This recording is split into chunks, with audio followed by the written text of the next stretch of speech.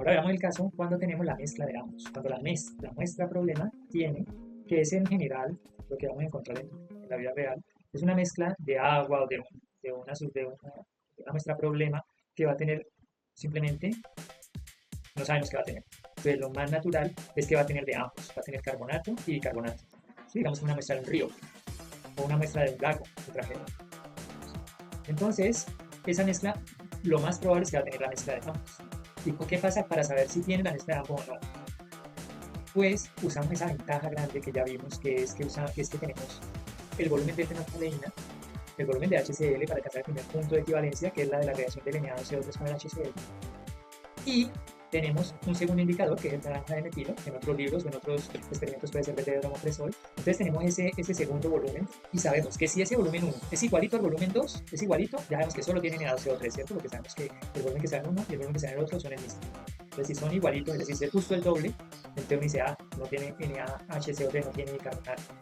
Pero resulta que sí tiene más cantidad al final que la simple suma de dos veces el volumen inicial con fenolftaleína. Entonces decimos, tiene carbonato y tiene carbonato.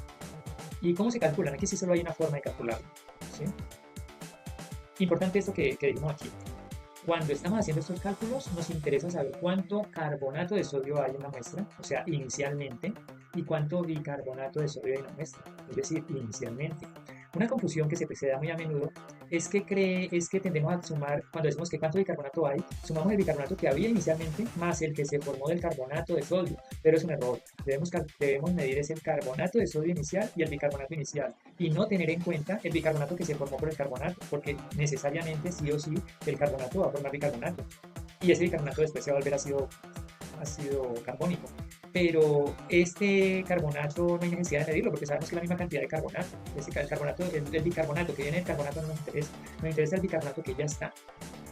Entonces el carbonato se calcula con el valor de la fenolftaleína, como vimos en el caso pues, del carbonato y en el anterior ejemplo, con el volumen de la fenolftaleína, con el volumen de ácido clorhídrico que gastamos para que la fenolftaleína hiciera el cambio, o sea, para la primera reacción del carbonato, con este lo calculamos. Y como estamos usando la fenolftaleína, que es de la primera reacción, entonces la relación molar es 1 a 1, estamos hablando del carbonato de sodio con el primer HCl para formar el bicarbonato.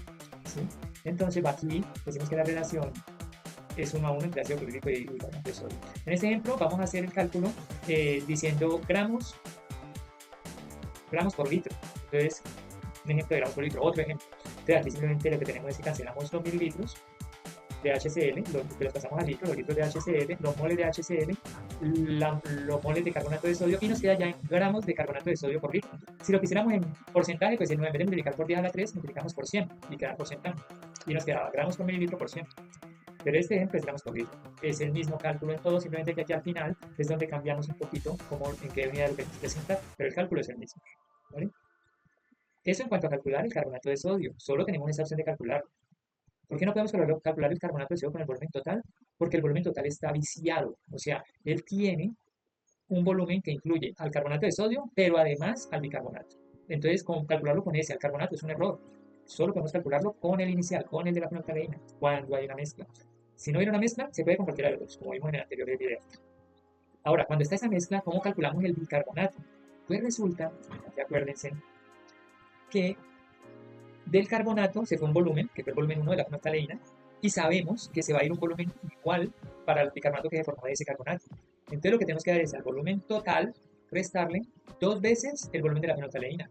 ¿Por qué dos veces? Porque una ya se fue para volver el carbonato bicarbonato, y porque ya sabemos que se va a ir un volumen igualito del bicarbonato al ácido carbónico. Entonces lo tenemos que restar dos veces. Veamos.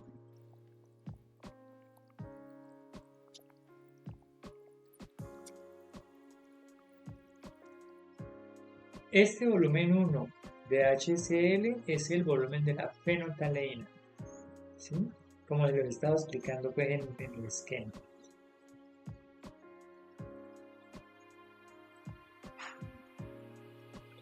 Este volumen que vemos aquí es la resta ya del volumen total menos dos veces el volumen de la fenolftaleína, el volumen del HCl que se nos fue en el primer punto de equivalencia del carbonato de sodio. Entonces ya decimos este volumen que fue la resta del total. En el ejemplo que yo les puse antes era 28 mililitros en total, pero no había dado 10 en el volumen inicial del carbonato, entonces sería 28 el volumen total Menos 2 veces 10 menos 20, entonces nos daría 8. Ese volumen es el volumen que decimos aquí, que es el volumen del ácido clorhídrico que se va para calcular. Es el que sobró.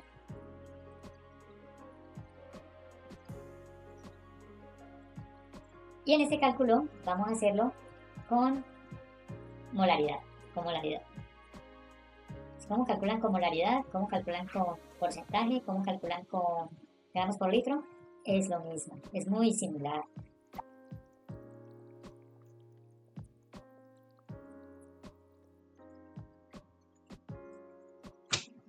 Es todo. Muchas gracias.